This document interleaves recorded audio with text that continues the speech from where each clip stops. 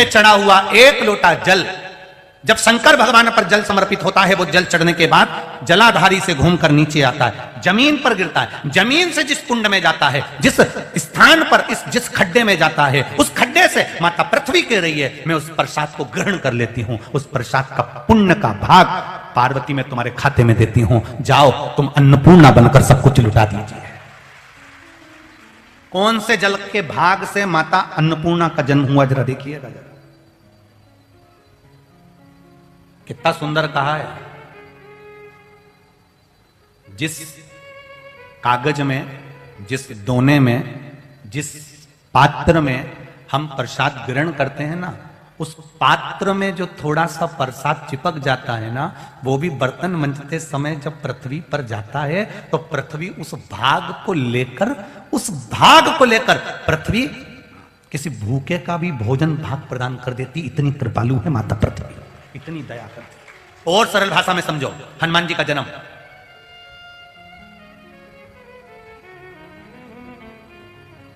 खीर का कटोरा निकला, बोलो सही है, अग्नि देवता से। खीर के दो भाग हुए, माता केकई ने लिया, माता कौशल्या जी ने लिया। यज्ञशाला में तीसरा बर्तन नहीं था, तब एक दोना पात्र आया, एक पत्ते का एक पात्र बनाया गया। उस पत्ते के पात्र में माता कौशल्या ने, माता केकई ने अपना अपना भाग उसमें दे दिया। माता सुमित्रा को, सुमित्रा जी ने खीर खाई, पत्ता पटक दिया और माता सुमित्रा ने वो पत्ता नीचे पटका। एक बांदरी उस पत्ते को चाट कर चली गई, उसका भी गर्व ठेर गया। यहां राम जी, भरत जी, शत्रुघ्न जी, लक्ष्मण जी का जन्म होता है तो उस बांदरी के गर्भ से श्री हनुमान जी का जन्म होता है। मात्र उस पत्ते का एक झूठा भाग ही चाट जाने पर, एक झूठे भाग को प्राप्त कर लेने पर उसका फल प्राप्त हो जाता। अन्नपूर्णा मैया का जो अवतार, आप लोगों से कई बार हम कहते हैं, आप लोगों ने ध्यान दिया होगा, हम कई बार समझाते हैं। कभी हम आपसे कहते हैं कि साहब ये बेलपत्री अशोक सुंदरी वाली जगह पे चढ़ाओ, कभी हम कहते हैं कि बेलपत्री की डंडी पीछे की ओर रखकर चढ़ाओ, कभी हम कहते हैं ये बेलपत्री पर शहद लगाकर चढ़ा दो, कभी हम कहते हैं इस पर दूध का भाग लगाकर चढ़ा दो, कभी हम कहते हैं कि ये आखिर कारण क्या है? स्थान की मूलता है कि शिवलिंग, और शिवलिंग जब शंकर भगवान का शिवलिंग रखा है और ये पानी जहां से गिर रहा है, नीचे जा रहा है, जमीन पर जा रहा है, वो जमीन का पानी जिस खड्डे में जा रहा है, जिस जगह पर जा रहा है, वो पानी जहां गिरता है वो पृथ्वी उस भाग को ग्रहण कर, उस प्रसाद को ग्रहण कर पार्वती जी को वो वर प्रदान कर देती है कि आप पूरी पृथ्वी का फल अन्नपूर्णा बनकर लुटा सकती हो। उस प्रसाद का इतना बल बन सकता है महाराज। कोई कहता है गुरुजी ये रुद्राक्ष का जो पानी होता है, इस रुद्राक्ष का जो पानी है, हम रुद्राक्ष को, जो सीहोर का हम रुद्राक्ष लेकर आते हैं, कुबेरेश्वर धाम का हम रुद्राक्ष लेकर आते हैं, इसको हम पानी में गला देते हैं तांबे के कलश में, फिर इस पानी को शिव जी को चढ़ाते हैं, वो पानी हम लेकर आते हैं, उसको पीते हैं रोग की मुक्ति के लिए। एक पत्र आया,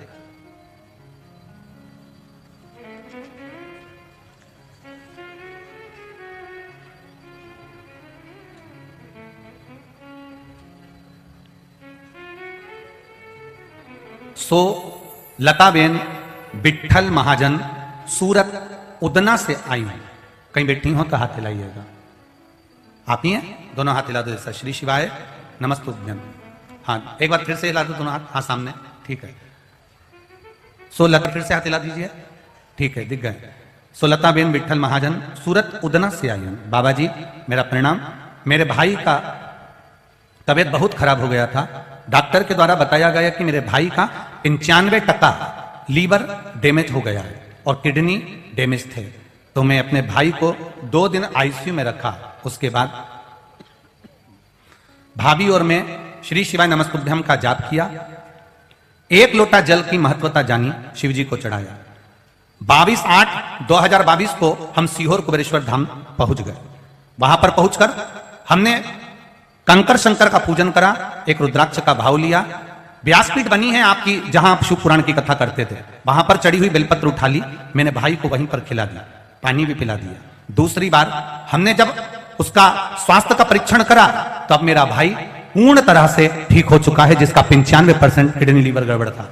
बैठिए बहन। श्री शिवाय नमस्तुभ्यम। विराजिए। ये शिव तत्व है, ये शंकर, ये औघड़ी, ये दया।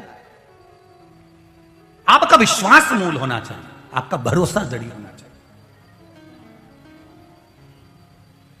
और दुनिया की सबसे बड़ी औषधि है शंकर भगवान पर चढ़ी हुई बेलपत्र। जम के बोलिए जरा, शिव जी पे चढ़ी हुई बेलपत्र। किसी को कितना भी शुगर ऊपर नीचे हो रहा हो, 2 दिन उसको बेलपत्र शंकर पर चढ़ी लाओ, उसको चबा चबा कर खिला दो।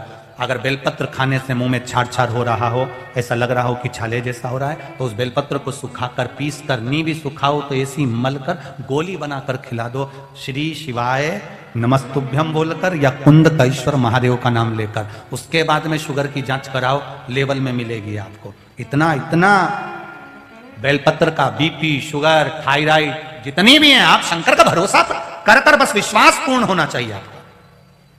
आपका भरोसा पूर्ण होना चाहिए, आपका विश्वास पूर्ण होना चाहिए। और जब तक विश्वास पूर्ण नहीं होगा तब तक कुछ मिलना मुश्किल। भगवान शिव की कथा का शिव जी पे चढ़ा हुआ जल, घर के लोगों से निवेदन, जिन जिन के घर में शंकर भगवान का शिवलिंग विराज रहा है उनसे निवेदन करना चाहता हूं। इतना सा हो, बड़ा सा हो, छोटा सा हो, कंकर मात्र का हो, इतना छोटा सा भी हो, तो भगवान को नहलाने के लिए जब बैठो, स्नान कराने के लिए बैठो, तब एक निवेदन जरूर है कि शिव जी का जो जल आप शंकर जी को स्नान कराओ तो एक अलग थोड़ा सा पात्र कर लो, एक छोटी सी प्लेट अलग कर लो, उसमें नहला लो। नहलाकर थोड़ा सा भी भाग अगर शंकर जी का हमको मिल रहा है, घर पर ही उसका जल अगर हमने छीट लिया है, थोड़ा सा आचमन कर लिया है, बच्चे जिद्दी हैं तो उनको भी अगर दे दिया है, या हमने तुलसी जी को छोड़कर दूसरे वृक्ष में भी डाल दिया है, उस वृक्ष की छांव भी अगर हमारे ऊपर पड़ रही है शंकर के चढ़े हुए जल की, तो ये निश्चित है कि हमारा कल्याण निश्चित होगा। घर में छोटा सा शिवलिंग तो सबके होगा, उठाओ रे जरा हाथ, किस किस के आए, सबके आए ना, हाँ धर लो बहुत बढ़िया, रख सबके आए। बस उसको अन्य देवताओं के साथ स्नान कराने की जगह एक छोटी सी प्लेट में रखकर भले इतना सा पानी चढ़ाया, वो बहुत उतना था बाबा देवादिदेव मां के लिए, महादेव के लिए 1 लोटा जल सारी समस्या का हल। अब 1 लोटा जल तुम महादेव को अपने घर में 1 लोटे जल से स्नान न कराकर थोड़ा सा भी कटोरी के जल से भी स्नान कराया तो उसने स्वीकार करा। वो तो 1 बूंद जल के लिए इंतजार करता है तुम्हारा, 1 बूंद जल दे दो शिव को।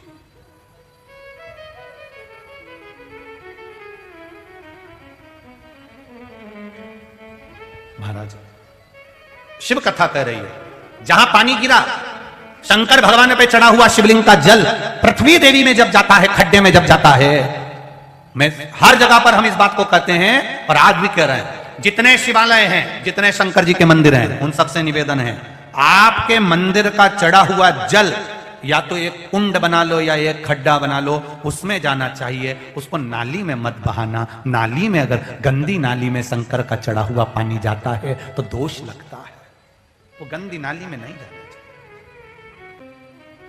शिव जी पे चढ़ा हुआ जल एक खड्डे में चले जाओ, एक गहरा खड्डा बना लो, पानी अंदर सोख लेगा, या फिर पाइप के द्वारा उसको पेड़ पौधे में डलवा दो, पर प्रयास करिएगा कि वो पानी नाली में ना जाए, गटर में ना जाए, गंदी जगह पर ना जाए, उस पानी का सदुपयोग हो, उस पानी का सदुपयोग।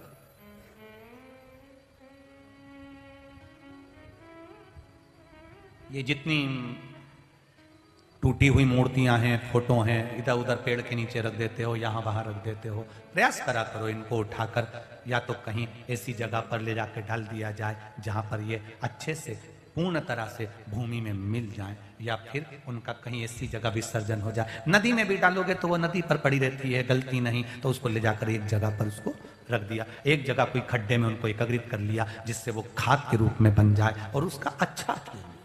हमारे देवताओं को हम जगह जगह रख दे तो ये अच्छी बात थोड़ी ना।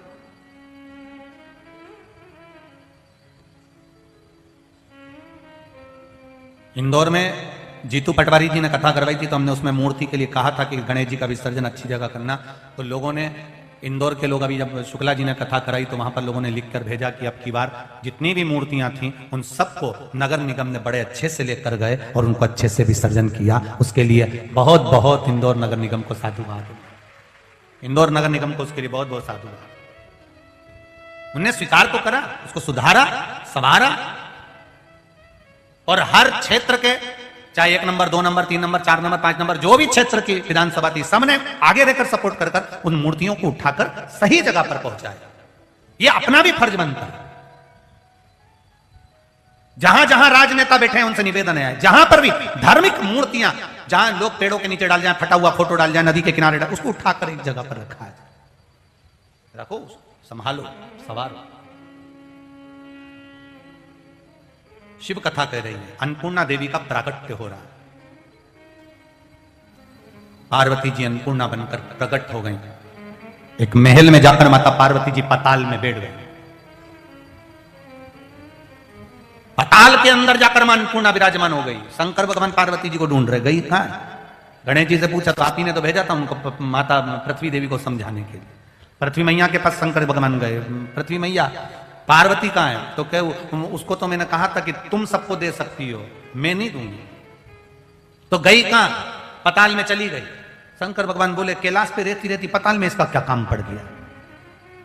अब अचानक तुम घर पहुंचे और तुमने अपनी बच्चों से पूछा क्यों मम्मी कहां है? और कोई कहते वो तो मॉल में गई है। तो मॉल में इसका क्या काम? अभी मॉल तो बंद हो रहा, क्या काम है इसका? गई। अब उसने गाड़ी उठाई, शंकर भगवान भी पहुंच गए, जैसे पति पहुंच जाए पत्नी के पास। शिव गए, पाताल लोक में पहुंच गए। अब मां का अन्नपूर्णा मैया, माथे पर लाल रौली की बिंदी, मस्तक पर सुंदर बोर बंधा, नाक में नथनी, हाथ में चुड़ला, पांव पैजनिया, क्या वस्त्र मां पहनी है। होठों पर लाली है माता के, नैनों में सुरमा लगा है मेरी मां के। बड़े आनंद के साथ अन्नपूर्णा मैया बैठी हुई थी। देव अधिदेव महादेव पहुंच गए।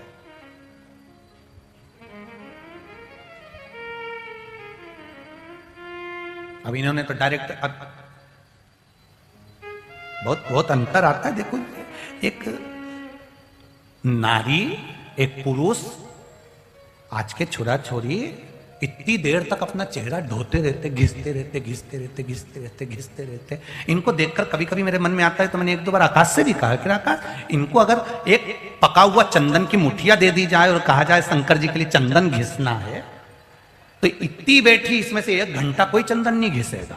और इनसे कह दिया जाए तो काली काली दिख रही है तो अपना चेहरा घिसेगी, कहीं क्रीम नया लाया, तो 1 घंटे तक वो पार्लर वाली क्या एक जैसी बैठी, घिसे जा, घिसे जा।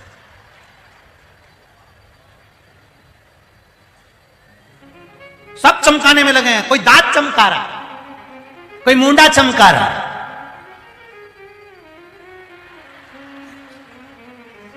नखून में भी इतनी कारीगरी करेंगे, इधर से नीला दिखना चाहिए, नीचे से पीला दिखना चाहिए, इतनी कारीगरी। और उसमें भी ऐसी सफेद वाली से ऐसी टिप टिप मारे,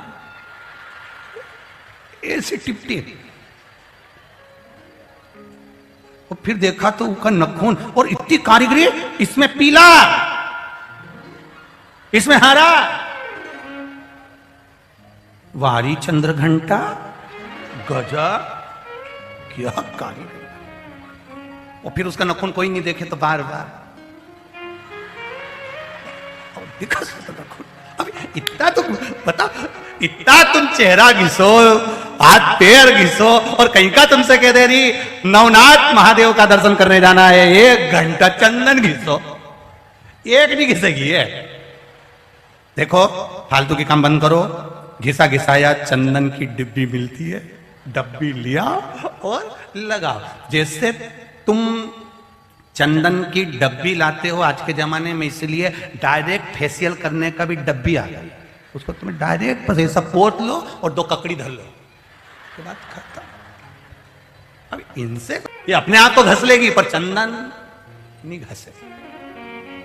महादेव ने कहा इनके पास चंदन घिसने का भी समय नहीं है, इनके पास कोई समय नहीं बचा। शिव जी कहते हैं बस इतना समय निकाल लेना, 1 लोटा जल लेकर मेरे पास आ जाना, उतने में कल्याण कर दूंगा।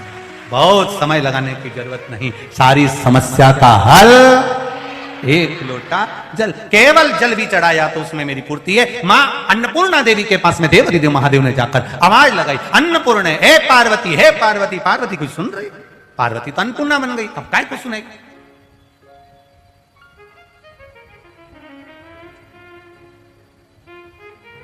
अब इनका असली नाम पार्वती है और बाकी का ऊपर का नाम क्या है, जम के बोलो, अन्नपूर्णा। अब ये पार्वती पार्वती बोल रहे, पाताल लोक में कौन सुन रहा है इनका? कहां की पार्वती?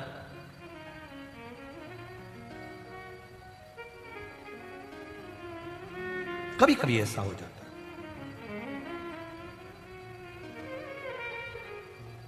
जैसे एक वो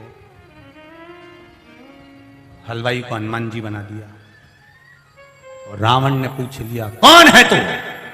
उसने कह दिया मैं नाथूराम हलवाई। अब उसको कहना था कि मैं हनुमान, और ओरिजिनल पे पहुंच गया। अब शिव जी कह रहे हैं पार्वती, पार्वती सुनती नहीं क्योंकि माता अन्नपूर्णा बनकर बैठी है। शिव जी को क्रोध आ गया, वापिस आ गया। देवादिदेव महादेव वापिस आए और आते से ही उन्होंने तुरंत पृथ्वी देवी से पूछा क्या बात है, ये पार्वती बोलती क्यों नहीं है? पार्वती को हुआ क्या है? तो कि ये ऐसे बोलने वाली नहीं है, संसार का भरण पोषण करने वाली बनी है, सबका पेट भरने वाली बनी है। तो सबका पेट भरने वाली बनी है तो इसके भीतर अहंकार आ गया क्या? अहंकार नहीं आया है। महादेव आप अन्नपूर्णा के पास जाओ तो ये सोचकर मत जाना कि अपनी पत्नी के पास जा रहे हो, अन्नपूर्णा के पास जाओ तो ये सोचकर जाना कि संपूर्ण विश्व के कल्याण का पेट भरने के लिए माता से भिक्षा मांगने के लिए जा रहे हो। आप जाओ अन्नपूर्णा के पास भिक्षा मांगने जाओ। गए, देवादिदेव महादेव पहुंच गए। माता भिक्षाम देही, भिक्षाम देही। अन्नपूर्णा महारानी के सम्मुख में भिक्षा मांगी जा रही है। भिक्षा दे दो, भिक्षा दीजिए। सुना अन्नपूर्णा मैया जो अंदर सिंहासन पर पाताल लोक में बैठी थी, आई। आते से उन्होंने तुरंत शिव जी को देखा। देखकर अक्षत की भिक्षा माता पार्वती जी ने, माता अन्नपूर्णा ने शिव जी के पात्र में दे दी। अन्नपूर्णे सदा पूर्णे शंकर प्राण वल्लभे। मां अन्नपूर्णा जो शिव की प्रिया है, शंकर की आनंद देने वाली हैं, वो शिव जी के पात्र में भिक्षा प्रदान करती हैं। भिक्षा मिलते ही देवादिदेव महादेव उस पात्र को लेकर जाते हैं। उस पात्र में से एक चावल का दाना उठाकर देवादिदेव महादेव उस चावल को प्रसाद के तुल्य भूमि पर देते हैं। भूमि पर दिया भी तो कहां दिया? तो कहते हैं एक बेलपत्र के वृक्ष के नीचे एक चावल, एक बट वृक्ष के नीचे एक चावल, एक आंवले के वृक्ष के नीचे एक चावल, एक शमी के वृक्ष के नीचे एक चावल, एक रुद्राक्ष के वृक्ष के नीचे एक चावल, पीपल के वृक्ष के नीचे एक चावल। ऐसे देवादिदेव महादेव ने अन्नपूर्णा से लिए हुए भाग को जब इन स्थानों पर दिया, अपनी जटा से गंगा को बहा दिया, पूरी पृथ्वी फिर अन्न से परिपूर्ण हो गई और संसार का उदर पोषण कर दिया। उदर पोषण। ऐसी माता अन्नपूर्णा शिव कथा कह रही है। भगवान देवादिदेव महादेव, भगवान शंकर जो आनंद की अनुभूति कराने वाले हैं, भगवान शिव जो आनंद देने वाले हैं, उनके जीवन का सबसे बड़ा तत्व रस यही है कि वो किसी को भूखा नहीं देख सकते। उन्होंने पार्वती से कह दिया तू रूप बदल कर जा, पर जा और पेट भर संसार सागर का, वो भूखा नहीं देख सकता। उसका नाम है विश्वनाथ। किसी को अनाथ नहीं छोड़ सकते, वो है विश्वनाथ, सोमनाथ, केदारनाथ, श्रीनाथ, चार भुजा नाथ। नाथ का मतलब है कि अनाथ नहीं है। और आपको तो खुश होना चाहिए, इधर चार भुजा सांवरिया नाथ है, उधर द्वारका सोमनाथ है, बीच में तुम हो। इससे बढ़कर और क्या चाहिए? कोई अनाथ नहीं, सब उसके भरोसे, सब उसके भरोसे, सब उसके भरोसे। भाई का परिवार है, चारों मिलके मायरा भरेंगे। अभी तो कहती फिर रही थी सेठानी, और अब कहती मायरा चारों भाई मिलके भरेंगे। इतना भगवान ने धन दिया, अकेली कह देती तीनों भाइयों से कह दो कोई भी तैयारी मत करना, मैं ननंद बाई के यहाँ, जीजी बाई के यहाँ, मेरी बहन के यहाँ, बेटी के यहाँ, सारा मायरा मैं भरूंगी, तैयारी मैं करूंगी। और जाऊं, अभी जाऊं जीजी के यहाँ और कहूं उसको हाथ पकड़कर 1 लाख रुपए ने हाथ में लेके चल रही बहन, कितना कपड़ा खरीदना, कितना सामान खरीदना, ले चल मेरे साथ में। अब तुमने केवल इतना ही किया कि मैं ननंद का पूरा मायरा भरूंगी, बस तुमने जो दमदारी से कहा अब तुम्हें मायरा नहीं भरना, मायरा उसको भरना है। आएगा सांवरिया से तो भर कर जाएगा। पर टेंशन तो सबसे पहले शादी बहन के आती है और भगोना जैसा मुंडा तुम्हारा हो जाता है।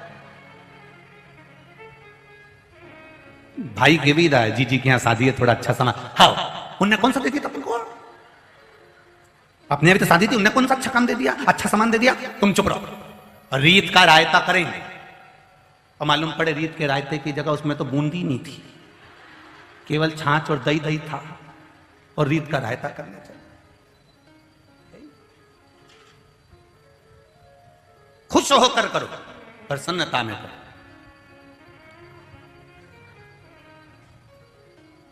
ये प्रेम की, करुणा की कथा है, शिव महापुराण की कथा। जब व्यक्ति माया में फंसता है तो उसको नरक भोगना पड़ता है। जब व्यक्ति महादेव के प्रेम में फंसता है तो उसको सारे बैकुंठ का सुख भोगना पड़ता है। ये उसके लिए नरक का रास्ता नहीं खोलता है। सारी समस्या का हल एक लोटा जल आप जब भगवान शिव को दे रहे हो, दिल से समर्पित कर रहे हो, मन से प्रदान देगा, ये निश्चित है।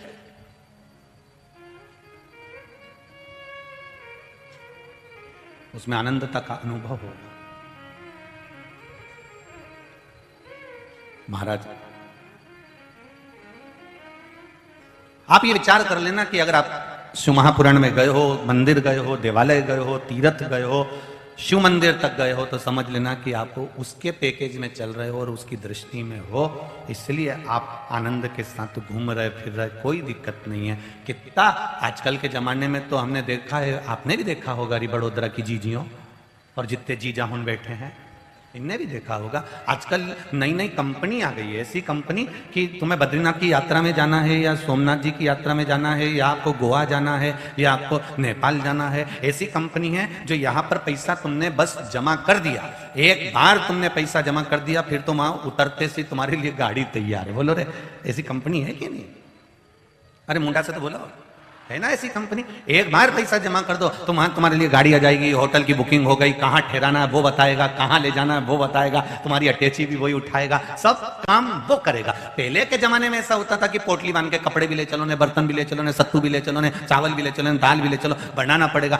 आज के जमाने में ऐसा काम नहीं। आज का जमाना तो VIP। इन्होंने केवल पैसा जमा करा और सारा सामान, अटैची उठाने वाला भी, चाय लाकर देने वाला भी, सरजी सरजी सरजी सलूट मारने वाला भी तुम्हारे सामने होगा। बस जैसे एक बार पैसा जमा कर दो तो वो तुम्हारा सरजी सरजी करता रहता है, उसी तरह एक बार शिव महापुराण की कथा सुन लो और शंकर पर एक बार जल चढ़ाना चालू कर दो, फिर वो सारे मार्ग खोल देगा। होटल भी मिलेगा, न टिफिन भी मिलेगा, न गाड़ी भी मिलेगी, न बंगला भी मिलेगा, सब जगह मिलेगा। बस पुराने लोग सामान लेकर चलते थे, आज के लोग चतुर हैं, ये सामान वामान लेके नहीं चलते, ये तो केवल जेब में 2000 के नोट की एक गड्डी फंसाते। और इन्होंने जेब में 2000 के नोट की गड्डी फंसाई, फिर ये रूम जी सर, भोजन जी सर, गाड़ी जी सर, क्योंकि जेब में क्या फंसी है? बोलो बोलो, जम के बोलो, 2000 के नोट की गड्डी। जब 2000 के नोट की गड्डी से होटल, गाड़ी, भोजन सब मिल सकता है, तो 2 अक्षर के राम नाम से भी सब कुछ मिल सकता है। सब अंतर इतना है, 2000 का नोट यहां चलता है।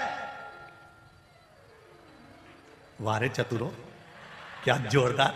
हमको मालूम होता तो आधा प्रवचन तुमसे करवाते, पक्का है। क्या जोरदार जोरदार! एक बात तो है, गुजरात गुजरात है जी, सही है, बिल्कुल जोरदार। धन्य बड़ोदरा वालों, प्रणाम, खूब खूब साधुवाद। अब कह सकते हैं केम छो, मजा मां। ये आनंद है, मिठास। 2000 का नोट यहां चलेगा और 2 अक्षर का नाम वहां चलेगा। यहां भी जेब में नोट रखना पड़ता है और राम नाम को दिल में रखना पड़ता है। दोनों साथ दे जाते हैं। 2000 यहां साथ देगा और राम नाम वहां साथ देगा। पूछा जाएगा, तुम्हारे पास में अगर कोई वो कार्ड हो तो उसको ऐसे फंसा दो, फंसा के तुम कमरे में आराम से जाओ। आजकल तो होटल में भी रूम ऐसा आ गया, बिना कार्ड का कमरा ही नहीं खुलता। पहले तो चाबी वाला कमरा होता था, आजकल तो कार्ड वाला हो गया, कमरा में भी फंसाना पड़ता है तब कमरा खुलता है। हम भी यही सोच के बैठे, राम नाम, कृष्ण नाम, शिव नाम वो कार्ड है, जब तक इसको फंसाओगे नहीं तब तक बैकुंठ जाओगे। वो बैकुंठ जाने का मार्ग प्रशस्त कर देता है वो कार्ड। शिव नाम, राम नाम, कृष्ण नाम, ये कार्ड।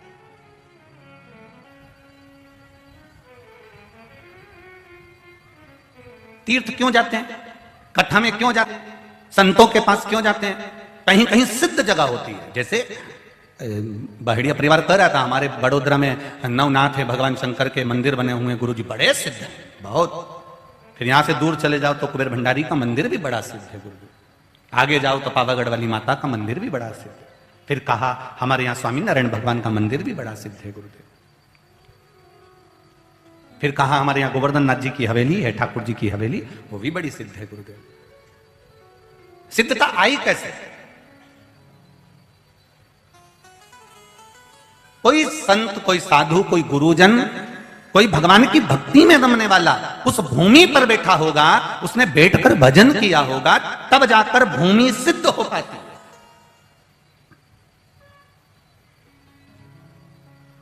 और सरल भाषा में चलो, ये तो ठीक है अपनी जगह पर, और सरल में चलो, जिसकी जमीन उपजाऊ नहीं होती, जिसके पास में खाद नहीं होता, जिसके पास में पैसा नहीं होता खाद डालने के लिए, वो क्या करता है? वो किसान क्या करता है? फिर राजस्थान से कोई ऊंट और भेड़ लेकर आता है। राजस्थान से जब वो ऊंट और भेड़ लेकर आता है तो जिसके पास में खाद नहीं होता, जिसके पास में जमीन में लगाने के लिए पैसा नहीं होता, वो भेड़ वाला जो भेड़ लेकर आता है, बकरी लेकर आता है, उसके हाथ जोड़कर कहता है कि तुम्हारी बकरियों को, तुम्हारी भेड़ों को एक रात के लिए हमारी जमीन पर रखो। बोलो रे, सही है कि गलत है? एक रात्रि हमारी जमीन पे तुम्हारी भेड़ बकरी को रखो। क्यों? उसके पास में खाद नहीं है, उसके पास में जमीन में लगाने के लिए पैसा नहीं है, उसके पास में यूरिया खाद कुछ नहीं है, वो तो गरीब बड़ा बेचारा। तो उसने कहा एक काम करो, ये बकरी, ये भेड़, ये ऊंट आप हमारी जमीन पे एक रात्रि के लिए रखो। और वो एक रात के लिए भेड़ बकरी को अपनी जमीन पर बिठा देता है, रख देता है। उससे फिर वो भेड़ बकरी दूसरे दिन चली जाती है तो इतना खुश होता है कि मेरी जमीन में वो बल आ गया कि 5 साल तक खाद देने की जरूरत ही नहीं पड़ेगी। एक बार बैठी वो भेड़ बकरी, एक बार जमीन पर बैठी और जमीन को इतना बलवान बना दिया कि 5 साल खाद देने की जरूरत नहीं पड़ी। वो जमीन इतनी बलवान हो गई कि उसको किसी चीज की जरूरत नहीं, कोई खाद की जरूरत नहीं, केवल वहां वो भेड़ बकरी बैठे थे, इसलिए 5 साल उस जमीन में बल आ गया और फसल भी एक नंबर आई। उसी तरह हम जितने तीर्थ में जाकर बैठते हैं, हम जितनी कथा में जाकर बैठते हैं, हम जितने तीर्थ कोई सिद्ध जगह पर जाकर बैठते हैं, इसका कारण क्या है? वहां पहले कोई संत, कोई गुरु, कोई साधु, कोई सन्यासी, कोई तपस्वी, कोई साधक, कोई उपासक वहां बैठा होगा। उसके बैठने से, जैसे वहां भेड़ बकरी बैठी तो 5 साल के लिए उस जमीन को उपजाऊ बना दिया, कोई संत उस भूमि पर बैठा होगा, किसी ने वहां बैठकर भजन करा होगा, तब साधना करी होगी, तो वो जमीन इतनी सिद्ध हो जाती है, इतनी बलवान हो जाती है कि जो जाकर बैठता है उसको वहां पावर मिल जाता है और उसका आनंद हो जाता है। वहां सिद्धता। 5 साल तक वो जमीन उपजाऊ रहती, 5 साल तक उसको खाद डालने की जरूरत नहीं है। अब वहां वो बैठी तो 5 साल खाद डालने की जरूरत नहीं पड़ी। तीर्थ जाकर हम बैठते हैं, संतों के पास जाकर बैठते हैं, सदगुरुओं के पास जाकर बैठते हैं, कथा में जाकर बैठते हैं, वहां जब हम बैठते हैं तो इतने सारों में कोई ना कोई एक सिद्ध ऐसा आता है जो केवल कथा का रसतत्व लेने आता है, देव अधिदेव महादेवों से मिलन के लिए आता है। उसके पांव पंडाल में पड़ जाते हैं और अपन सब एक दूसरे के पास पास में बैठते हैं तो उसकी तरंग हम में आ जाती है और हमारा भी कार्य सिद्ध हो जाता है। इसलिए हम पंडाल में पहुंचते हैं। कई लोग कहते हैं गुरुजी आस्था चैनल पर कथा आ रही है, फेसबुक के ऊपर चल रही है, इतनी भीड़ पंडाल में पड़ रही है, इतनी भीड़ पड़ रही है, हम लोग यहां से सुन ले। हमने कहा सुनो, आस्था चैनल पर सुनो, फेसबुक के ऊपर सुनो, पर अपने नगर में अगर कथा हो तो भले 1 दिन के लिए जाओ, 2 दिन के लिए जाओ, आधे घंटे के लिए जाओ, पर अपने क्षेत्र में कथा हो तो जरूर जाओ। क्यों? अगर ये डोरी लंबी है और इसका पिलक सही जगह फिट हो गया तो ये पक्का है कि पंखा चलेगा जरूर। जाओ तुम एक बार, अगर अपने नगर में कथा, अपने क्षेत्र में कथा हो, 50 किलोमीटर, 100 किलोमीटर, 150 किलोमीटर, 200 किलोमीटर दूर भी कथा है, 300 किलोमीटर दूर भी है, तो एक बार विचार करना कि मेरे को जाना मेरे नजदीक में, मेरे पास में, मैं जाऊंगी, पहुंचूंगी। क्यों? इतने सुनने वालों में से कोई एक अगर ऐसा धर्मात्मा आ गया, एक पुण्यात्मा आ गया जो शंकर का प्रिय है, जो शिव का आनंदित है, उसकी तरंग, उसके पांव की रज, उसके चरणारविंद की रज अगर हमारे शरीर तक भी पहुंच गई तो हमारा कल्याण निश्चित है। फिर बाबा हमारा आनंद देगा। करोड़ों लोग एक साथ भगवान का भजन करते हैं, लाखों लोग कीर्तन करते हैं।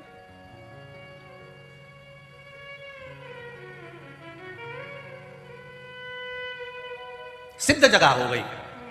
कई लोग कहते हैं गुरुजी वो कुबेरेश्वर धाम आपका सीहोर का, हम लोग गए, वहां से मिट्टी लाए, हम ये करें, हम वो करें, हम वहां से कंकर लिया, उसका आनंद हमको मिला, उसका फल हमको मिला, वहां ऐसा क्या है? हम कहते हैं कुछ नहीं, केवल वहां बैठकर जो भजन करने वाला है, श्री शिवाय नमस्तुभ्यम, वहां जो भूमि का कंकर शंकर है, वहां केवल भजन करने वाला केवल दिल से पहुंच जाता है। एक पत्र आया देखिए,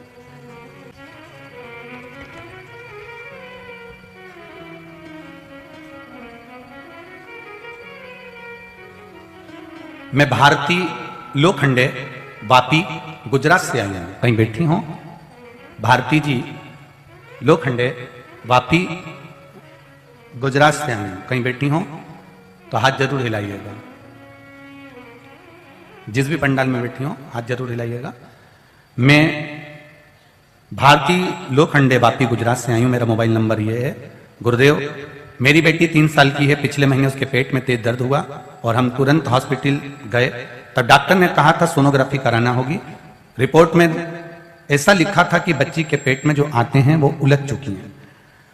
रिपोर्ट देखने के बाद डॉक्टर ने तुरंत ऑपरेशन करने का बोल दिया। हम ऑपरेशन के लिए तुरंत वापिस से सूरत के लिए निकल पड़े। हम सभी ने श्री शिवाय नमस्तुभ्यम का जाप करना प्रारंभ करा। बाबा से विनती करी कि बाबा, अगर सुना है शिव महापुराण में कि तू संभाल लेता है, मेरी बेटी को भी संभाल लेना। ऑपरेशन थिएटर में बेटी को ले जाया गया तो डॉक्टर ने फिर से एक बार सोनोग्राफी करने का कहा। 1 लोटा जल का भाव क्या होता है गुरुजी मैं उस दिन समझ गई।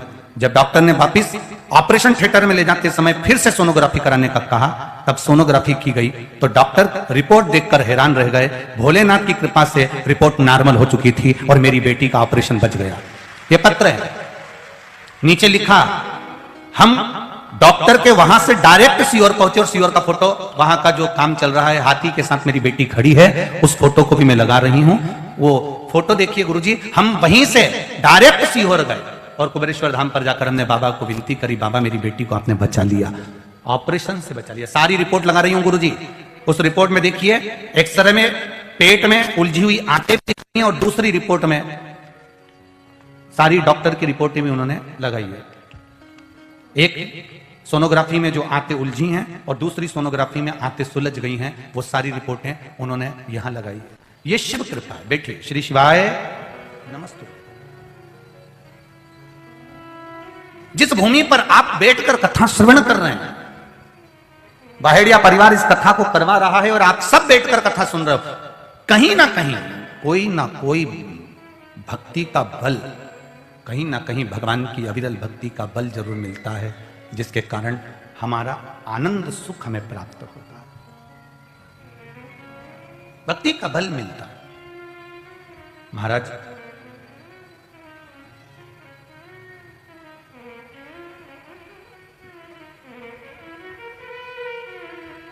परमात्मा से इतना जरूर कहते रहा करो, भगवान नींद पूरी हो या ना हो पर मेरा स्वप्न पूरा जरूर करना। जो मैंने देखा है, एक बार तेरी भक्ति करने का जो स्वप्न देखा है, एक बार शिव महापुराण की कथा करवाने का जो सपना देखा है, रोज टीवी देखते देखते मेरे भी मन में आता है कि जैसे बहेड़िया परिवार ने कराया, ऐसा एक बार मैं भी आनंद के साथ शिव पुराण कराऊं। ऐसी कृपा करना, ऐसा धन देना, इतने भक्त आए, सबकी व्यवस्था सुचारू रूप से करी, ऐसा मुझे भी वैभव और धन देना कि मैं भी किसी के आगे हाथ ना फैलाकर भगवान की ऐसी कृपा हो जाए कि पूरा समाज, पूरा कुल जुड़कर शिव महापुराण की कथा का आनंद कर। बाबा, नींद पूरी हो ना हो पर स्वप्न पूरा तू जरूर करना मेरा महादेव, तेरे ऊपर है महादेव, तू करेगा ये निश्चित है। छोड़ता नहीं है वो, करता जरूर है।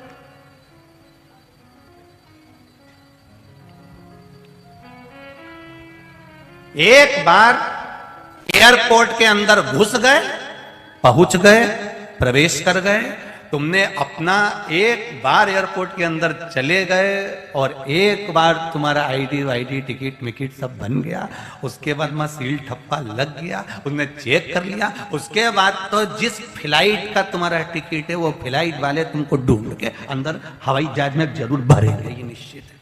तुम भले बाथरूम में छुप जाओ चाहे कहीं पे भी छुप जाओ, आवाज लगाएंगे, जी जी कमला बेन, जहां कहीं भी तुम्हारी फ्लाइट खड़ी है, फ्लाइट लेट हो रही है, तुम्हारे चक्कर में कमला बेन छुप के बैठी, नहीं जाऊं, जा। एक बार सील ठप्पा लग गया ना, एक बार बस चेक हो गया, फिर अंदर बस बी नंबर गेट से 3 नंबर गेट से तुम्हारी फ्लाइट मिलेगी, वहां जाकर तुम्हें बिठा दिया, अब तुम कहीं जाके छुप जाओ, फ्लाइट वाला तुम्हें ढूंढेगा। उसी तरह एक बार जो शिव महापुराण में जाकर बैठ गया और तुम एक बार शिव पुराण में आ गए और तुम्हारा सील ठप्पा लग गया, फिर तो वो तुमको ढूंढेगा, कमला गई कहां है, तो वो ढूंढेगा कहां गई है। अच्छा, ट्रेन में ऐसा नहीं होता, होता ट्रेन तो चली जाएगी, वो तुम्हारा इंतजार नहीं करेगी। बस गाड़ी में भी नहीं होता, तुम कहीं से भी आ रही हो और किसी ने कहा वो तो आई नहीं, अपन गाड़ी ले चले कि नहीं ले चले, अपन तो चलो रही बता जाएगी, कोई बात नहीं, और तुम तो ऑटो में बैठे बैठे ना, ये चली कथा में, वो किसी का इंतजार करे, ट्रेन किसी का इंतजार करे, पर फ्लाइट उसको मालूम पड़ गया कि तुम अंदर आए हो और फिर तो तुमको ढूंढेगा। गया कहा, अभी तो था, अभी था तो ढूंढा उसको, फिर इसकी फ्लाइट लेट हो रही है, फिर वो ढूंढेगा। उसी तरह एक बार शिव महापुराण की कथा में पहुंच गए, एक बार भगवान की भक्ति में पहुंच गए, एक बार शिवालय तक पहुंच गए, एक लोटा जल लेकर शंकर के द्वार तक पहुंच गए, एक बेलपत्री भगवान शंकर तक लेकर पहुंच गए, उसके बाद में फिर उसको संभालना है, लेकर भी वही जाएगा, संभालेगा भी वही, और फ्लाइट के अंदर कुरकुरा भी वही देगा। फिर अपने कुछ फिर तो देवलोक से अप्सराएं जैसे फ्लाइट में घूमे, ऐसे तुम्हारे पास आकर बोलेगी, एक्सक्यूज मी सर, क्या दूं आपको, क्या प्रदान करो। फिर अपन वो ऑप्शंस बताएगी कि ये दे दो, कि ये दे दूं, कि ये दे दूं। फिर अपन कह देते काजू दे दो, फिर अपन बोले बादाम दे दो, अपन ने किया हमको तो मैंगो का जूस दे दो, हमें अनार का जूस, अपन ने बोला। उसी तरह वो भी पूछेंगे, तूने बड़ोदरा की कथा सुनी थी, शिव महापुराण की कथा सुनी थी, वहां बैठकर कथा ग्रस्त ग्रहण करा था, अब तू कैलाश धाम शंकर भगवान की कथा सुनकर जा रही है, बता तेरे लिए क्या है। कुछ नहीं, बस वंस मोर, एक बार फिर मुझे पृथ्वी पर जन्म दे दो, वही बड़ोदरा में मेरा मन है, एक बार फिर कथा कराऊंगी, फिर कृपा हो उसकी, फिर दया हो उसकी, मुझे फिर श्री शिवाय नमस्तुभ्यम कहना है, मुझे फिर एक लोटा जल शिव को चढ़ाना है।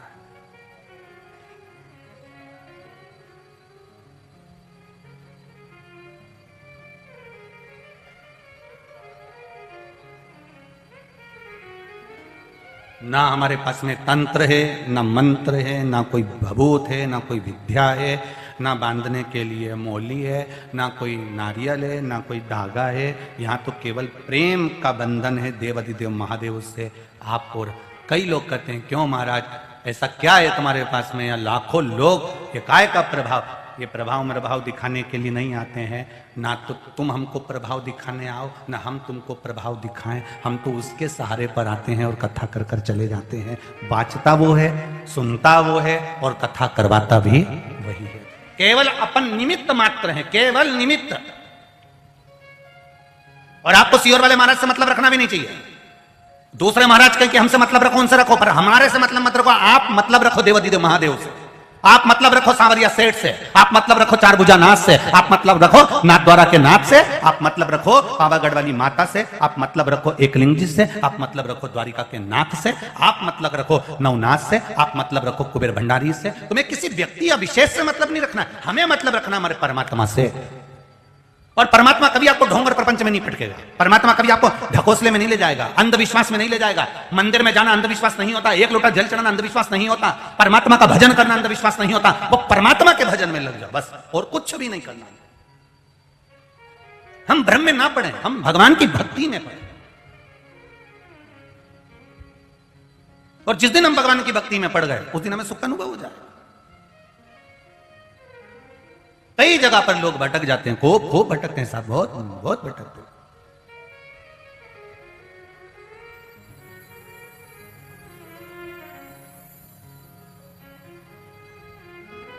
कोई कहे इनको देवता आते हैं, कोई कहे इनको देवी आती, कोई कहे इनको ये आते। हम कहते देवी देवता भी फ्री बैठे, इन्हीं को आते।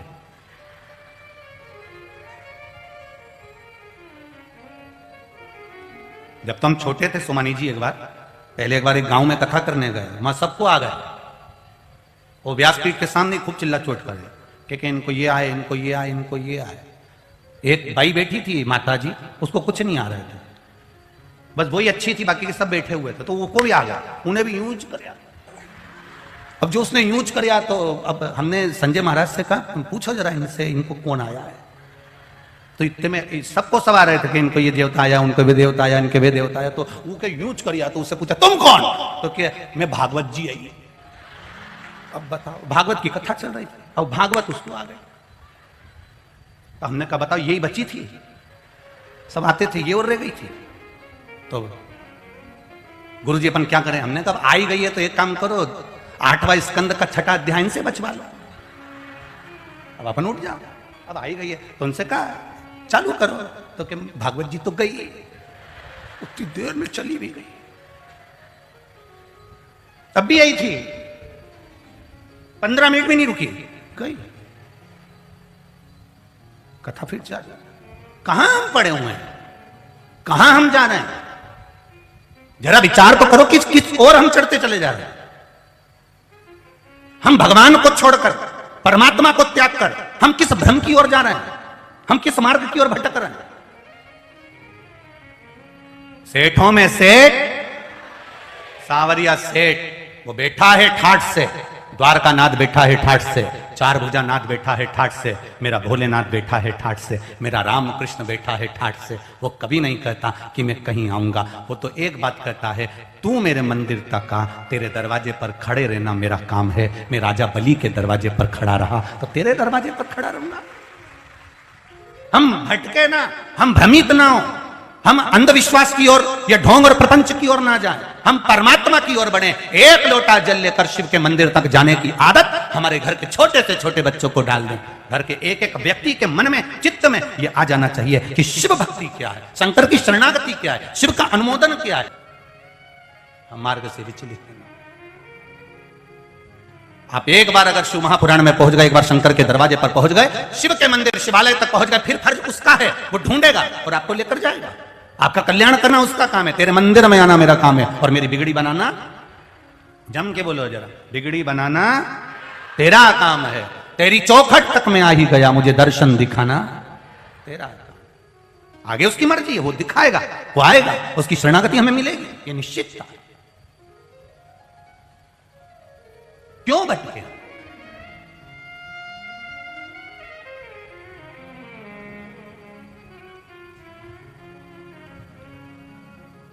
महाराज, एक प्रसाद की कितनी महत्वता होती है, कभी धनंजय और सुलक्षणा से पूछा जाए।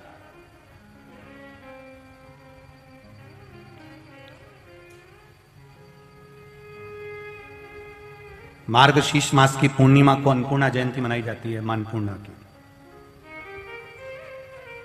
पूरे भारत में 21 दिवस का मां अन्नपूर्णा का व्रत भी रहता है। यहां लोग करते हैं कि नहीं करते वो नहीं मालूम, इधर होता है, यहां करते ना करते पता नहीं, पर कई जगह पर कहीं 17 दिवस का, कहीं 16 दिवस का, कहीं 21 दिवस के मां अन्नपूर्णा का व्रत भी लोग करते हैं।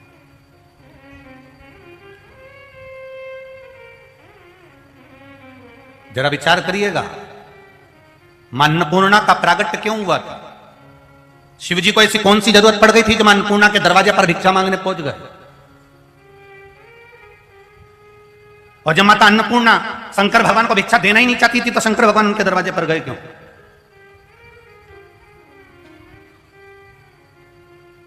अन्नपूर्णे सदा पूर्णे शंकर प्राण वल्लभे। क्या जरूरत पड़ गई? महाराज, मेरे देवाधिदेव महादेव बैठे हैं कैलाश पर। इतना पाप बढ़ गया संसार में, इतना पाप बढ़ गया, इतना पाप बढ़ गया कि पृथ्वी ने अन्न देना बंद कर दिया, झरनों ने, नदियों ने, सरोवर ने, तालाब ने जल देना बंद कर दिया, कुएं, बावड़ी, तालाब जल नहीं दे रहा है, पृथ्वी अन्न नहीं दे रही है।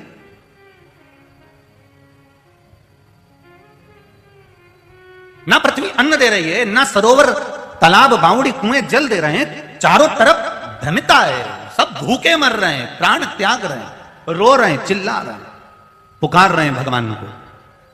गई खबर भगवान के पास में, पहुंचे भगवान, सभी देवी देवता ब्रह्मा जी के पास पहुंचे। ब्रह्मदेव, ब्रह्मा जी उनको लेकर भगवान विष्णु के पास पहुंचे। नारायण से जाकर कहा प्रभु कुछ कृपा करिए, सब हाहाकार मचा हुआ है, भूखे मर रहे हैं, पानी नहीं है, अन्न नहीं है, प्यासे हैं लोग, अन्न का भाग नहीं मिल रहा। 25-25, 30-30 दिन हो गए, अन्न का भाग नहीं है, ना जल मिल रहा है, कुछ कृपा करिए, करुणा करिए। भगवान नारायण ने कहा चलो देवादिदेव महादेव के पास चलते। भगवान शिव जी के पास में गए, आवाज लगाई, संवेदन करा, बार बार प्रार्थना करें, हे बा सुनो तो सर, मुझे तेरा ही सहारा मेरे।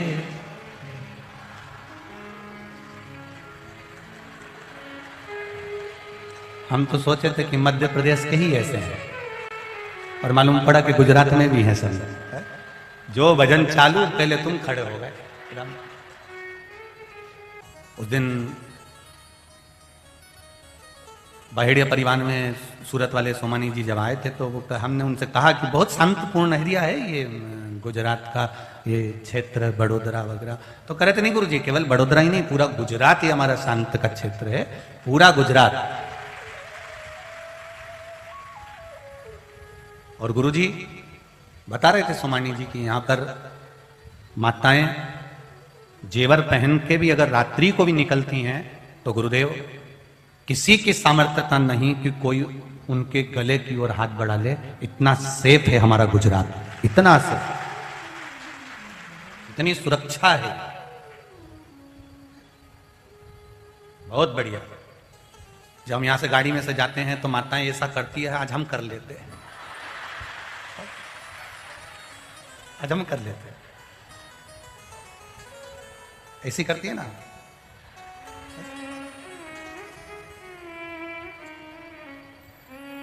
तीनों पंडाल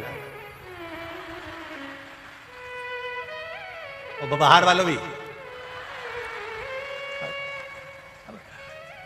इतना इतना आनंद है, इतना आनंद। और जैसी तुम्हारी कड़ी मीठी है ना, ऐसे गुजरात वालों तुम भी मीठे हो। मिठास तो तुम में है, आनंदता, रस तत्व, भाव। बस ऐसा ही प्रेम मेरे शिव के प्रति, मेरे भोलेनाथ के प्रति, भगवान के प्रति बना रहे। यही जीवन का एक आनंद सुख है, यही रस तत्व है। महाराज शिव महापुराण की कथा कर रही है, भगवान देवादिदेव महादेव का चरित्र कर रहा है। शिव जी ने कह दिया तुम अपने कर्म में लग जाओ, कर्म प्रथम, कर्म प्रधान, कर्म करने से पीछे मत हटो। तुम मेहनत करो, कर्म करो, फल मेरा देवादिदेव महादेव अवश्य देगा, ये निश्चित है। आप अपने कर्म से पीछे मत हटना, करे जाओ, लगे रहो, बस जरूर करो। एक पत्र आया है, देखिए।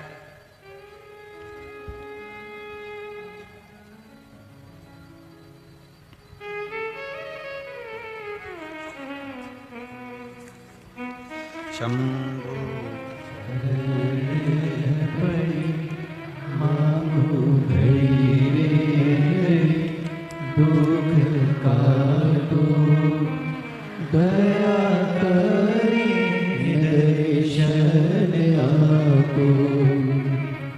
मेरा नाम किरण,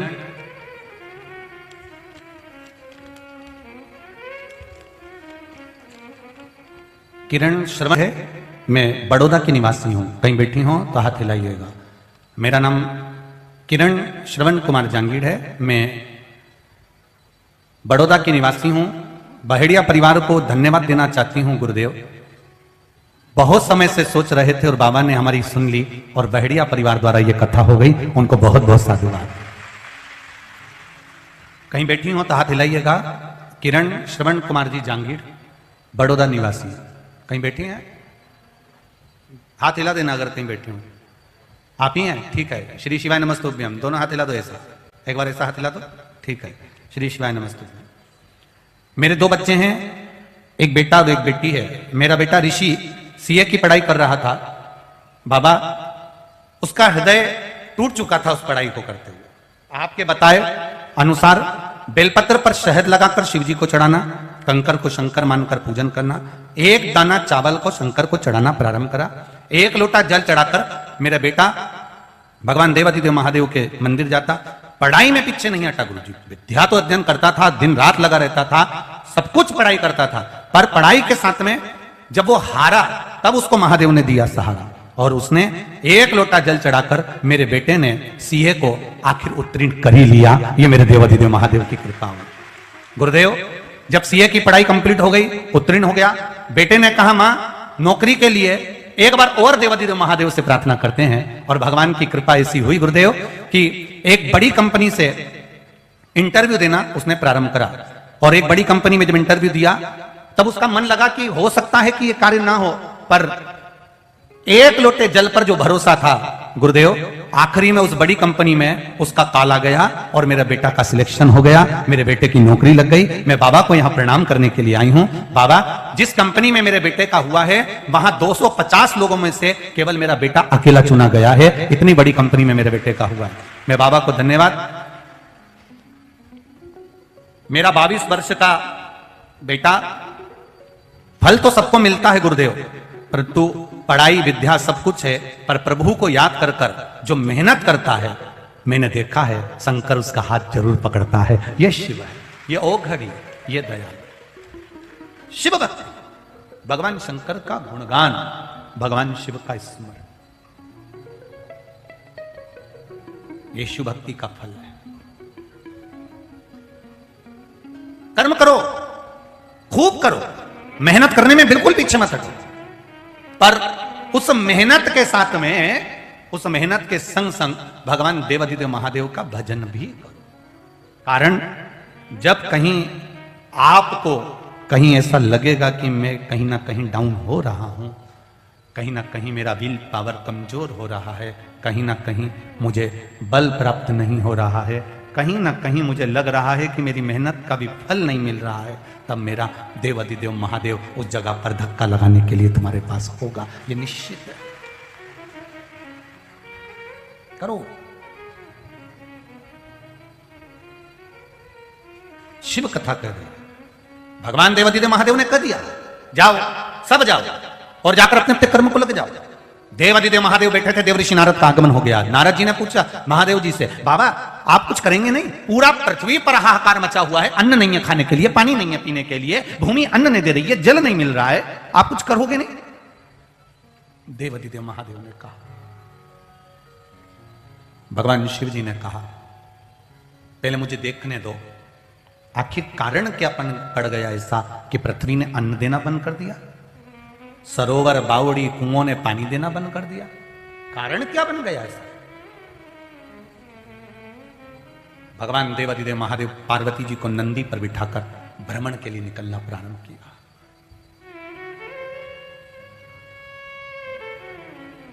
जैसे ही भ्रमण के लिए माता पार्वती को लेकर निकले और पार्वती मैया को लेकर जब निकले, क्या देखते हैं कि चारों तरफ सूखा पड़ा हुआ है, हाहाकार मचा हुआ है, लोग रो रहे हैं, कोई मर रहा है, कोई के प्राण जा रहे हैं, कोई को अन्न नहीं मिल रहा, तकलीफ पर तकलीफ, तकलीफ पर तकलीफ सब भोग रहे हैं। देखा, बड़ा दुख हुआ देवादिदेव महादेव को। उन्होंने पार्वती जी से कहा, पार्वती तेरे से कुछ कहना है। स्वामी बोलिए। पार्वती, गणेश जी को भूख लगी, कार्तिकेय को भूख लगी, जया, विषहरा, श्यामलीबारी, दौतली और देव, इनको भूख लगी, अशोक सुंदरी को भूख लगी, तो तुम मुझको निकल गई थी।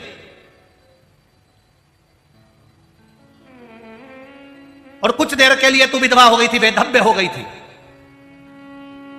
फिर अपनी नासिका से तूने मुझे प्रकट करा, मेरा नाम ध्रुमवान हुआ, तेरा नाम धूमवती हुआ, तू ध्रुमावती माता बन गई, मैं ध्रुव। पार्वती ने कहा, प्रभु बोलो तो सही, मुझे क्या करना पड़ेगा? तू इस पृथ्वी के पास जा और पृथ्वी से पूछ कि आखिर वो अन्न क्यों नहीं दे रही है। एक स्त्री का भाव एक स्त्री ही समझ सकती है, एक नारी की दशा को नारी ही जान सकती है।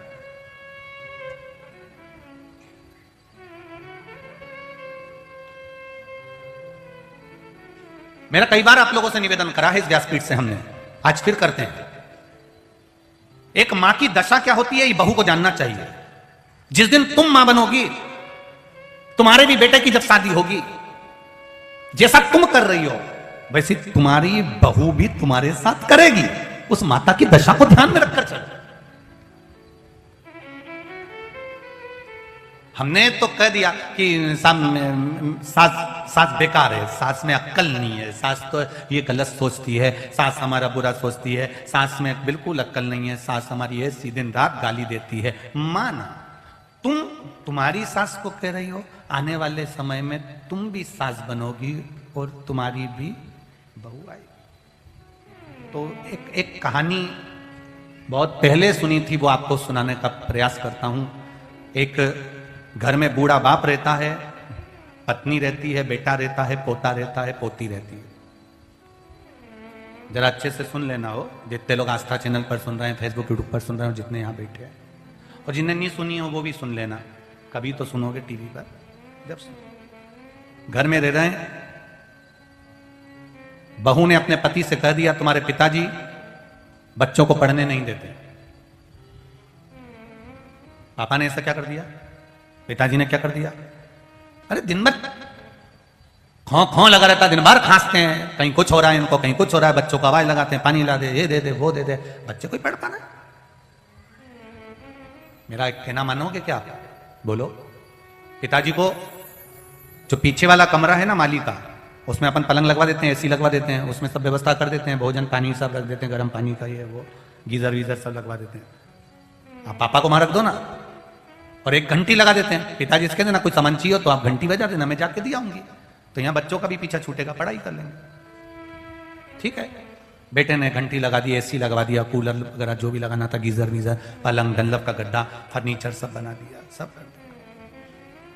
बेल लगा दी, पापा ये घंटी बजा देना, तुम्हारी बहू तुम्हारे लिए सामान ले आएगी। रोज पिताजी घंटी बजा देते, बहू सामान ले देती। बेटे ने अपने पिताजी से कह दिया, एक हाथ जोड़ के निवेदन है पापा, आप उधर मत आना, उधर परेशान मत करना, घंटी बजाना वो आ जाएगी, दे देगी, आप मत आना पापा, आपको मेरी सौगंध है। बेटे ने, पिताजी ने, 1.5-2 महीने निकल गए। 1.5 महीने के बाद में पिताजी ने घंटी बजाई, बहू नहीं आई। खूब घंटी बजाई, बहू नहीं आई।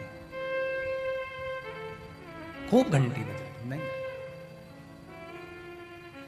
पिता पानी को पीने को तरस गया, पानी भी नहीं है, भूख भी लग रही है। आखिरी में शाम हो गई, बहू नहीं आई। पिता पलंग से नीचे गिर गया, तड़पता रहा, जाने के लिए निकल कर नहीं गया, क्योंकि बेटे ने कसम दी थी। बेटा भले कसम ना निभाए, पर बाप कसम निभाना जानता है साहब, बाप कसम निभाना जानता है। गिर गया पलंग से नीचे, बेहोश पड़ा हुआ है। बेटा रात को घर पर आया, शाम को ऑफिस से, उसने कहा क्यों? पापा को कुछ चाय पानी नाश्ता भोजन दिया? आज पिताजी ने घंटी नहीं बजाई, मुझे लगता है उनके पास रखा होगा। बहू ने कहा उनके पास रखा होगा, मुझे लगता है। बेटा गया, पीछे बहू भी गई, पीछे बच्चे भी गए। जाकर देखा तो पिताजी पलंग से नीचे पड़े थे। बेटे ने पानी का छिट्टा दिया, बाबूजी, बाबूजी, पापा उठो, पिताजी उठो। बेटे ने उठाया, पिता ने एक घुट पानी पिया, पूछा पापा आपने घंटी नहीं बजाई? पिताजी कहते हैं बेटा मैंने घंटी तो खूब बजाई, पर मुझे लगता है घंटी के तार को ऊंदरा ने या चूहे ने काट दिया होगा, इसलिए बेचारी बहू नहीं आई। बहू को दोष नहीं दिया, घंटी के तार को ऊंदरा ने काट दिया होगा, चूहे ने काट दिया होगा, इसलिए बहू नहीं आई। और पिता ने अपने प्राणों को त्याग दिया। पिता ने जब अपने प्राणों को त्यागा, 3रा दिन हो गया, 10वें दिन घर की सफाई होने लगी। घर के छोटे छोटे बच्चे घंटी और घंटी के तार को निकाल कर जेब में रखने लगे। इतने में माँ ने पूछ लिया, ये क्या कर रहे हो? बच्चे बोले, माँ जैसे आपने दादाजी के लिए घंटी लगाई थी, वैसे बहू आपके लिए लगाएगी, उसकी तैयारी करके रख रहे हैं। ये उसकी तैयारी है। माता पिता कितने भी अपशब्द कहें, ताने दे, गालियां दे, कितना भी कोसें, गलत से गलत कहें, पर निवेदन है, फिर भी आप शीतलता रखो, आप शीतलता रख लो। लड़ाई कर कर पति को लेकर अलग होना यदि आपको आता है, तो आने वाली पीढ़ी को तुम्हें वृद्धाश्रम भेजना आता है। इनको संगठित परिवार दिखाओ, इनको संघ दिखाओ, अपना परिवार दिखाओ।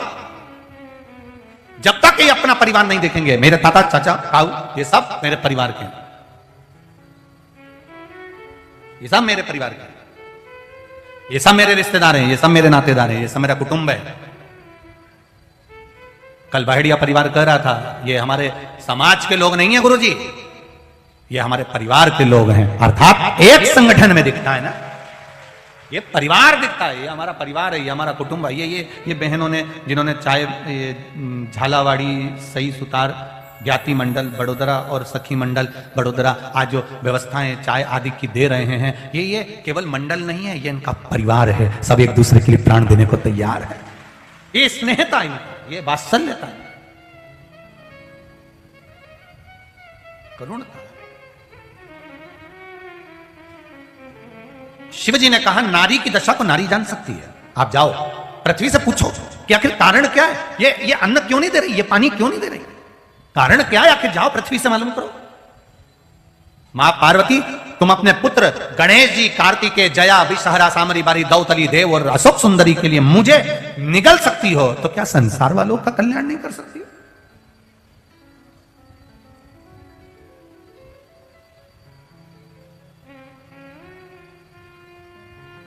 घर का माता पिता एक ऐसे होते हैं, बच्चे ने पूरा पैसा वो क्रिकेट में लगा दिया, बच्चे ने पूरा पैसा डब्बे में लगा दिया, बच्चे ने पूरा पैसा शेयर मार्केट में लगा दिया, मुंह उतार के बैठा है। मां ने पूछ लिया क्या हो गया, बोल नहीं पा रहा। दूसरों ने बताया ऐसा हो गया, मरने के लिए जा रहा था, हमने रोका। इतने में मां बेटे के पास आकर बोलती है, बाप अपने पुत्र के पास आकर बोलता है, क्या मरना, टेंशन मत ले, ये ले मेरे गले की चेन ले जा, बेचिया, प्रॉपर्टी बेच दे, पर छोरा मरने का मत सोचना, तेरे पीछे पूरा परिवार जुड़ा हुआ है। छोरे को यह सोचना चाहिए कि आज मेरे बाप ने मुझे बचा लिया, आज मेरी मां ने मुझे बचा लिया, आज के बाद गलत काम नहीं करूंगा, अब मैं पथ पर चलूंगा, मेरे पिता के मार्ग पर चलूंगा। बहुत सारी कंपनियां खुल गई रे, इतनी नई नई कंपनी खुली है, तुम्हारा 1 करोड़ का 2 करोड़ कर देती है और थोड़ी दिन बाद तुम्हें रोड पे कर देती है। ऐसा ऐसा गेम चल गया, इस गेम में जाओगे इतना मिल जाएगा, इस गेम में जाओगे इतना मिल जाएगा। जिसने गेम बनाया उसको आज तक नहीं मिला, बापड़ा तुझे निचोड़ने के लिए बनाया, और तुम समझ ही नहीं पा रहे। तुम कह रहे हो मम्मी, मां कह रही है क्या करता रहता दिन भर मोबाइल पर, क्या करता रहता दिन भर मोबाइल पर। मां कहे तो बुरा लगे, बाप कहे तो बुरा लगे। और जिस दिन खड्डे में गिर गया, कर्जे में डूब गया, पुलिस दरवाजे पर खड़ी थी, पकड़ कर ले जा रही है, अब रो रहा है मां और पिता के पास में। ये गेम के चक्कर में हो गया, गेम खेल रहा था, सब चूना लगा दिया, कर्जे में लदा लूं। अब डायरेक्ट अकाउंट से पूरा पैसा कट गया, डायरेक्ट इसने यहां खेला और वो अकाउंट से गया, अब रो रहा है, मर रहा है, कर्जे में लदा लूं मैं।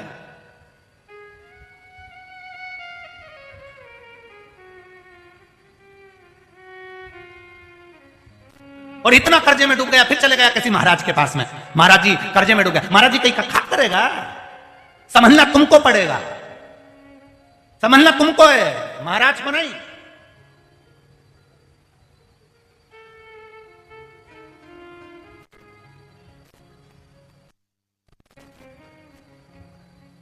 दुनिया में जैसे बड़ी मछली छोटी मछली को खाने के लिए तैयार रहती है, ऐसे बहुत पड़े हैं तुमको निपटाने के लिए। पर जिसके घर में माता पिता भाई बंधु की एकता है ना, उसको निपटाने की दम किसी में नहीं है, क्योंकि कहीं ना कहीं उसको मालूम है ये निपटा देगा अपने को। समाज की एकता होना चाहिए, समाज का संगठन होना चाहिए, परिवार में एकता होना चाहिए, परिवार का संगठन होना चाहिए, भाइयों में एकता होना चाहिए, भाइयों का संगठन होना चाहिए, देवरानी जेठानी में एकता होना चाहिए, इनका संगठन होना चाहिए, सहेलियों में एकता होना चाहिए, इनका संगठन होना चाहिए। किसी की दम नहीं कि ये निपटा दे। अकेला सर्विस क्लास व्यक्ति, अकेला व्यक्ति फ्लैट में रह रहा है ना, तो उसको देख लेते हैं, अकेला रह रहा है, इसकी पत्नी है, इसके बच्चे, इसका जो पैसा है वो निपटा जाएंगे। बड़ी मछली उसको देखती है। तुम अपने परिवार से अलग हुए और उसने निपटाने की सोची। 3 बैल थे, 3 बैल एक साथ रहते थे, शेर आक्रमण करता था, बैल उसे भगा देते थे, शेर फिर आक्रमण करता था, बैल उसको भगा देते थे। एक दिन शेर अपने गुरुजी के पास गया, गुरुजी मुझे काम होगा तो एक एक करके तीनों को निपटा दे। सुन लो रे गुजरात वालों, अच्छे से सुन लेना। बहुत बहुओं को लगा रहता अलग रहेंगे तो अच्छे रहेंगे, चले क्या, अलग रहेंगे तो अच्छा लगेगा। अब कब तक इनके पास में रहेंगे, मम्मी दिन भर कोसती, पापा अनशन बोलते, भाई बंधु ऐसा बोलते, अलग रहेंगे तो अच्छा। समझ लो, उसने शेर ने खबर पहुंचा दी, एक बेल से कहा मैं तुझे नहीं मारूंगा, तू चिंता मत कर। तेरा भाई आया था, वो कह रहा था कि तू तो वैसे ही ऐसा है कि किसी काम का नहीं है, सारा काम तो तेरे भाई करते हैं, तू तो बैठा बैठा खाता है, तू कभी जिंदगी में कुछ नहीं कर पाया, तेरे को खा के क्या करूंगा। बेल को बुरा लगा, उसने जाकर चुप रहने लगा। उसने कहा इनसे कोई मतलब नहीं, मेरी बुराई कर दे। उसने दूसरा बेल आया, उसको भी कुछ ना कुछ कह दिया। धीरे धीरे तीनों बेल आपस में दूर हो गए। अब मौका मिला, इसने एक को निपटा दिया, फिर दूसरे को निपटा दिया, तीसरे को खाने के लिए दौड़ रहा था। शेर ने बेल से कहा देख तुझे खा रहा हूं। इतने में बेल से कहा मालूम है क्यों तेरा शिकार हो रहा है। बेल कहता है मैं अच्छे से जानता हूं, क्योंकि हमारे भाइयों की एकता टूट गई थी। जब आपस में एकता समाप्त हो जाती है तो कोई भी शिकार कर सकता है। आप एकजुट होकर रहिए, किसी की सामर्थ्यता नहीं कि कोई आपका शिकार कर ले। एकजुटता में रहो, अपनी समाज का संगठन रखिए। सनातन धर्मी जितने सनातन धर्म को मानने वाले हैं ये अपना संगठन बनाकर रखें, तो किसी की सामर्थ्यता नहीं कि कोई उंगली उठा ले। बावड़ी में, तालाब में, सरोवर में पानी नहीं आना, अन्न नहीं हो रहा, कारण क्या है। पृथ्वी ने कहा संसार के लोगों ने पाप करना प्रारंभ कर दिया, इतना पाप कर रहा है, इतना पाप कर रहा है, तो मैं अन्न नहीं दे सकती, मैं नहीं दूंगी अन्न का एक दाना नहीं दूंगी, और ना मैं पानी दूंगी इनको पीने के लिए, अब इनको समाप्त करके रहूंगी। पार्वती जी ने कहा पृथ्वी तुम मां है, मां बच्चा लात भी मार दे तो मां मां होती है, बेटा शब्द भी कह दे तो मां मां होती है, बेटा अगर गाली भी दे दे तो मां मां होती है।